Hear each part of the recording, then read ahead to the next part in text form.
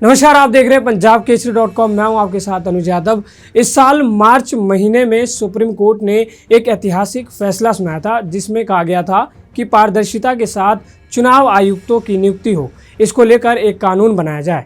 इसे कानून के दायरे में लाने के लिए केंद्र सरकार 18 सितंबर से होने वाले विशेष सत्र में इस विधेयक को पेश करेगी, लेकिन विपक्ष इस विधेयक का पहले से ही विरोध कर रहा है, जिसके बाद से ही इस बिल की खूब चर्चा हो रही है। बता दें, 2015 से चुनाव आयोग के कामकाज में पारदर्शिता को लेकर कई जनहित याचिकाएं दायर की गई थी, जिसके बाद कोर्ट ने इस मामले को लेकर फैसला सुनाया था। सभी याचिकाओं को एक करके सुप्रीम कोर्ट की संवैधानिक पीठ ने इस पर सुनवाई करते हुए कहा था कि चुनाव आयुक्तों की नियुक्ति सरकार के नियंत्रण से बाहर कर देनी चाहिए। वहीं जस्टिस के.एस. जोसेफ की संवैधानिक पीठ ने अपने फैसले में कहा था कि मुख्य चुनाव आयुक्त सीसी और चुनाव आयुक्तों की नियुक्ति राष्ट्रपति द्वारा एक समिति की सलाह पर की जाए, जिसमें प्रधानमंत्री, लोकसभा में विपक्षी नेता या सबसे बड़े विपक्षी दल के नेता और भारत के मुख्य न्यायाधीश शामिल होंगे। इस फैसले के बाद मॉनसून सत्र में 10 अगस्त को मोदी सरकार ने राज्यसभा में एक बिल भी पेश किया था, जिसका नाम था मुख्य निर्वाचन आयुक्त, और इस विधेयक पर राज्यसभा में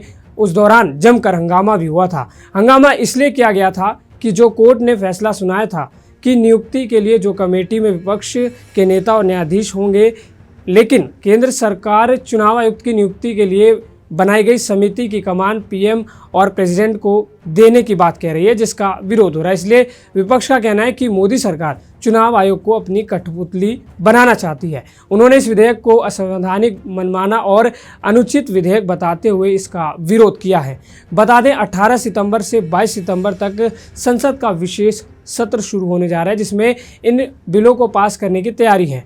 इसके अलावा और कौन से बिल पेश किए जाएंगे, उनकी जानकारी भी केंद्र सरकार ने बुलेटिन में बताई है। राज्यसभा के बुलेटिन के मुताबिक संसद के विशेष सत्र में 3 बिल पर चर्चा होगी, लोकसभा में भी 2 बिल पर चर्चा होगी। राज्यसभा में जिन विधेयकों पर चर्चा होगी, उनमें से एक विधेयक चुनाव आयुक्त की नियुक्ति वाला भी है, जिसे राज्यसभा में पहले ही पेश किया जा चुका है। अब देखना दिलचस्प होगा कि क्या ये बिल दोनों सदनों में पास होता है या नहीं। खबर यहीं तक थी। इसके साथ आप देखते रहिए पंजाब केसरी.com।